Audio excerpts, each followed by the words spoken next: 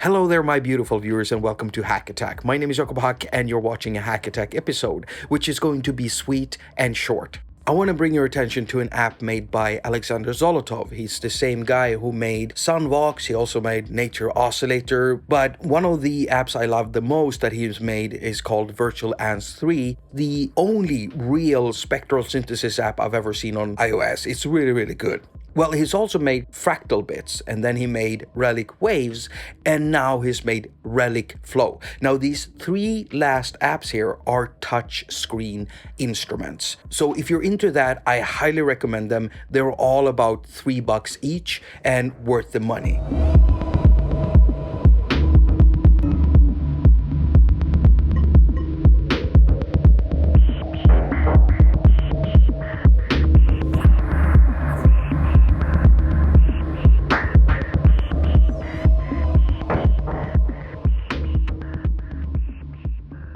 So what we're seeing in front of us right now is this set of boxes. Each box has a sound in it, and it works in a particular way, which I'm going to explain in a little bit, but this entire set, these sounds and these colors, is a seed number. And you can see the seed number over here. And so if you take that number and you type that in Relic Flow on another iDevice, you'll get the exact same seed.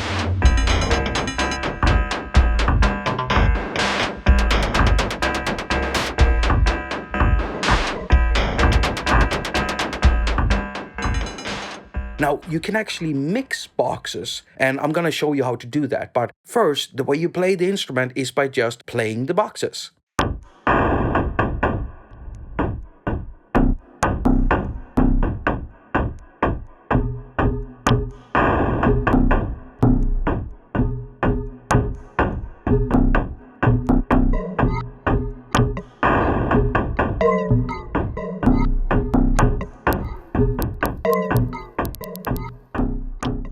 So what we have here is a multi-touch screen board interface. So we can tap boxes, we can tap multiple boxes at the same time, we can slide over the interface and trigger boxes one after another. And if there are some boxes that we want to, keep looping even after we lift our fingers from them, well, there is a hold mode.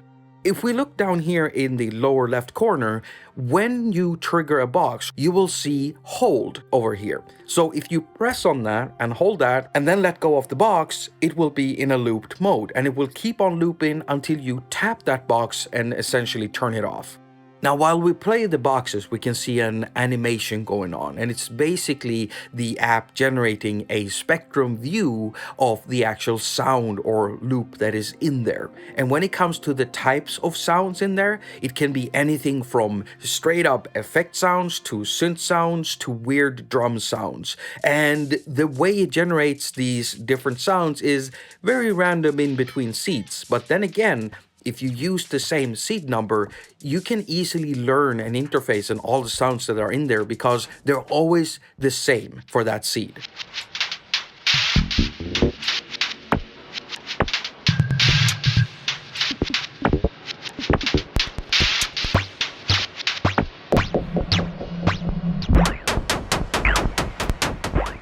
Now, you're not actually locked into what the seeds provide you with, because you can actually mix boxes between seeds with the locked command. Now, to lock boxes, we use the same button we use for a hold mode. You see, when we're playing a box, we can see the command hold. But if we lift our finger off, then it says LCK. And this is the second mode, the locked mode. So if we highlight this and then press on a box, we can now go through the seeds here and switch out all of the boxes around that box. And even though I say that box, we can actually see 3 boxes locked here. Why is that? Well, it turns out that this is actually the same sound in 3 boxes, only they're playing at different rates. The fastest rate is up here, and the slowest rate is down here.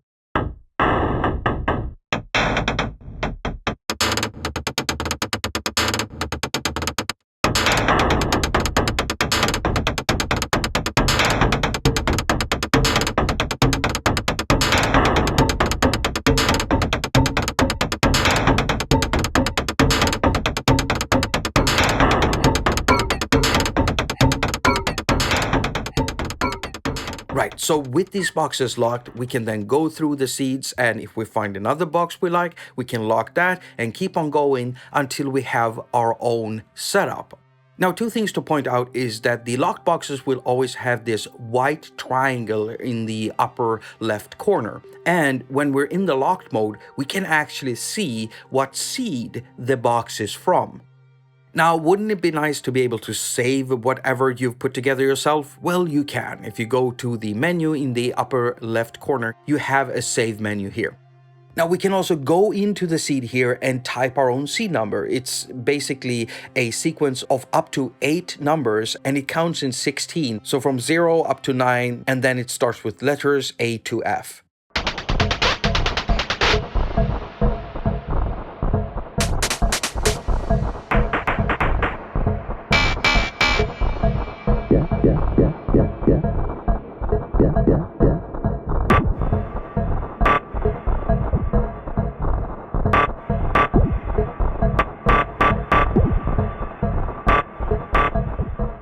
Now, whatever you do inside the app can also be recorded. You can screen record, of course, on iOS and get both audio and the visual stuff going on here, but you can also record just the audio if you want to do that with this option.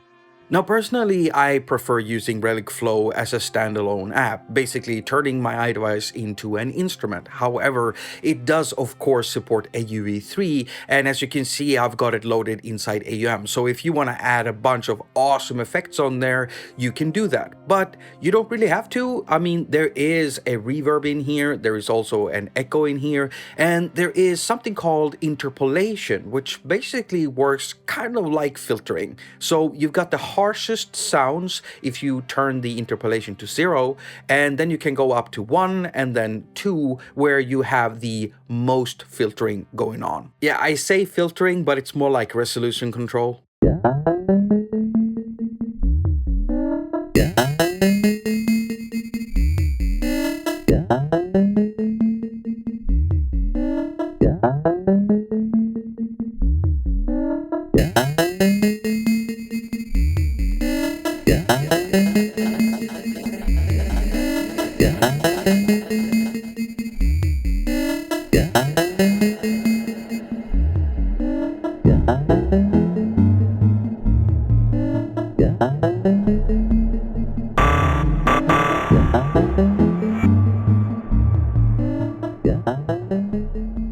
Now, you have volume control, and then you also have a stereo panning, and the way that the stereo panning works is basically it splits the table of sounds up on left and right. So if you're playing boxes on the right, you're hearing the sounds coming out on the right side, and vice versa.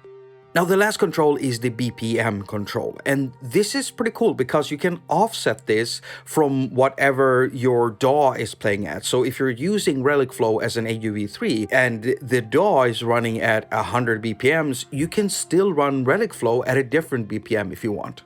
Now, there are some other settings in these 3 dots here, but I'm not going to go through them. I think you've heard enough just to try this out. I highly recommend this app, and if you happen to like Relic Flow, then you're definitely going to like Relic Waves, and if you want a drumming app instead that just produces drum-like sounds, then you go for Fractal Bits. All of these apps pretty much works the same way, and I'm at least hoping that Alexander will take whatever he's made here and put it all together in a cool groove box someday, because I'd love to have a groove box that not only just looks like this, but also sounds like this and also works like this.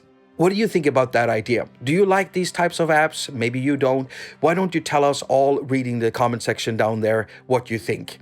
Right, so I've put a link to Relic Flow down in the pinned comment under this video and also in the description. As usual, I wish you a very productive week. Now go finger all of your stuff and have a lot of fun doing it.